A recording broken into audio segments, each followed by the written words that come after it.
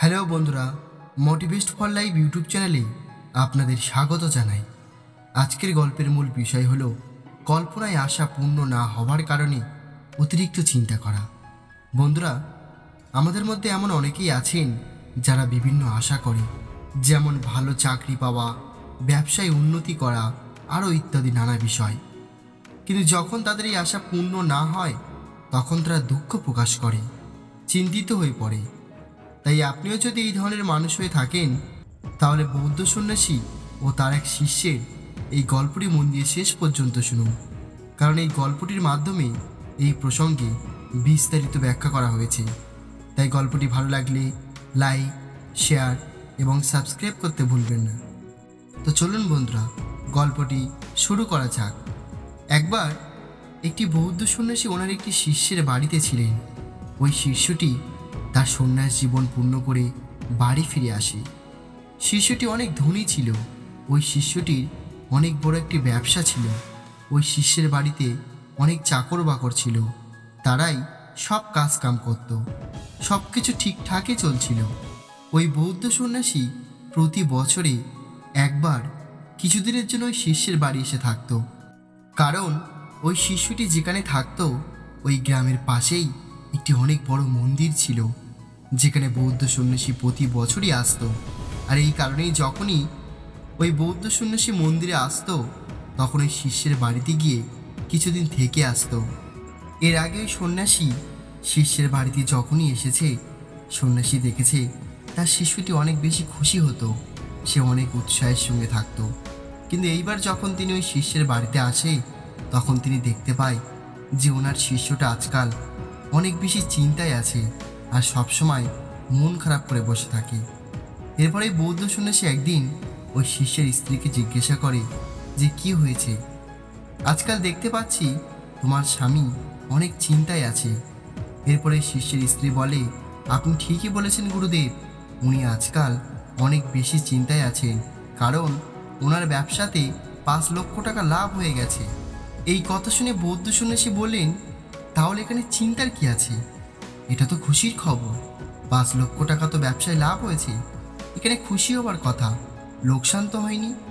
এটা শোনার পরে শিষ্যের স্ত্রী একটু হাসে আর বলে, আপনি ঠিকই বলেছেন গুরুদেব, কিন্তু আপনি যদি ওনাকে ওনার চিন্তার কারণ জিজ্ঞাসা করেন তাহলে উনি বলবে যে আমার এই কারণে মন খারাপ, কারণ আমার ব্যবসাতে 5 লক্ষ টাকা লোকসান হয়ে গেছে। এটা শোনার পরে এই বৌদ্ধ সন্ন্যাসী একটু অবাক হয় আর বলে, এটা আবার কেমন কথা হলো? এখনই বললে যে 5 লক্ষ টাকা লাভ হয়েছে, আবার এখনই বলছো 5 লক্ষ টাকা লোকসান হয়ে গেছে। এরপরে ওই শিষ্যের স্ত্রী একটু হেসে বলে, হ্যাঁ গুরুদেব, আমি ঠিকই বলছি। আসলে আমার স্বামীর একসঙ্গে লাভ এবং লোকসান দুটোই হয়েছে। এরপরে বৌদ্ধ সন্ন্যাসী বললেন, কিন্তু এটা কিভাবে সম্ভব? এরপরে শিষ্যের স্ত্রী বলে, আমার স্বামীর 5 লক্ষ টাকা লোকসান হয়েছে কারণ ওনার আশা ছিল ওনার ব্যবসাতে 10 লক্ষ টাকা লাভ হবে, কিন্তু উনি কেবলমাত্র 5 লক্ষ টাকা লাভ করতে পেরেছেন। আর এই কারণেই আজকাল উনি এটা ভেবেই মন খারাপ করে থাকেন যে ওনার 5 লক্ষ টাকা লোকসান হয়ে গেছে। এরপরে বৌদ্ধ সন্ন্যাসী একটু অবাক হন আর ভাবেন তার এই শিষ্যকে কিভাবে বোঝাবেন। এরপরে সন্ধ্যার সময় যখন শিষ্যটি সন্ন্যাসীর কাছে এসে বসে তখন বৌদ্ধ সন্ন্যাসী শিষ্যটিকে তার চিন্তার কারণ জিজ্ঞাসা করে। তখন এই শিষ্যটি বলে, গুরুদেব, আমি আর কি বলবো, আমার 5 লক্ষ টাকা লোকসান হয়ে গেছে। আমার ব্যবসাতে আমি 10 লক্ষ টাকা লাভের আশা করেছিলাম, কিন্তু কেবলমাত্র 5 লক্ষ টাকা লাভ করতে পেরেছি। এটা শোনার পরে বৌদ্ধ সন্ন্যাসী নিজের মনে মনে একটু হাসেন আর বলেন, তুমি কত বোকা, তোমার কাছে যা আছে সেটাতে মনোযোগ না দিয়ে তুমি সেইটা নিয়ে মন খারাপ করে বসে আছো, যা তোমার কোনোদিনই ছিল না। ওই 5 লক্ষ টাকা কেবলমাত্র তোমার কল্পনাতে ছিল, যা বাস্তবে কখনোই তোমার ছিল না। আর যা তোমার কখনোই ছিল না সেটা যদি তোমার কাছ থেকে হারিয়ে যায় তাহলে তোমার লোকসান কিভাবে হলো? লোকসান তো তখনই হবে যখন তোমার কাছে কিছু ছিল কিন্তু এখন আর সেটা নেই। এরপরে শিষ্যটি বৌদ্ধ সন্ন্যাসীর কথা বুঝতে পারে আর বলে, গুরুদেব, আমি আজকের পর থেকে আর চিন্তা করব না, কারণ সত্যিই তো ওই 5 লক্ষ টাকা তো আমি লোকসান করিনি। ওই 5 লক্ষ টাকাটা কেবলমাত্র আমার কল্পনাতেই ছিল।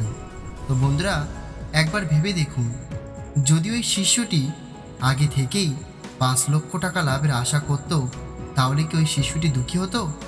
আর ওই শিশুটি যদি কেবলমাত্র 2 লক্ষ টাকা লাভের আশা রাখতো আর 5 লক্ষ টাকা লাভ করে নিত, তাহলে ওই শিষ্যটি তো অনেক বেশি খুশি হয়ে যেত। এই ছোট্ট গল্প থেকে আমরা একটা জিনিস পরিষ্কার বুঝতে পারি যে প্রত্যেকটা মানুষের দুঃখের কারণ হলো তার মধ্যে থাকা আশা। মানুষের মধ্যে অনেক বড় বড় আশা থাকে, আর যখন সেই সমস্ত আশা পূর্ণ না হয় তখন মানুষ দুঃখী হয়ে যায়। একটা কথা মনে রাখবেন, আপনার মনের মধ্যে যত বড় আশা থাকবে আপনার মনে তত বেশি নিরাশা জন্ম নেবে। আর আপনার আশা যদি কম হয় তাহলে আপনার মধ্যে নিরাশা অনেক কম হয়ে যাবে। আর আপনার মধ্যে আশা যদি শূন্য হয়ে যায় তাহলে নিরাশাও শূন্য হয়ে যাবে। তাই আপনি যদি আপনার জীবনে খুশি থাকতে চান তাহলে আপনার জীবনের আশাকে কম করুন, তাহলেই আপনি খুশি থাকতে পারবেন। তো বন্ধুরা, আশা করি এই ছোট্ট গল্প থেকে আপনি কিছু শিখতে পেরেছেন। আর আপনি যেটুকুই শিখেছেন তা কমেন্ট করে অবশ্যই আমাদের জানাবেন। আর গল্পটি ভালো লাগলে লাইক, শেয়ার এবং সাবস্ক্রাইব করতে ভুলবেন না। আর গল্পটি শেষ পর্যন্ত শোনার জন্য আপনাদের অসংখ্য ধন্যবাদ জানাই। ভালো থাকবেন, সুস্থ থাকবেন। আবারও আসবো আগামীকাল নতুন একটি গল্প নিয়ে।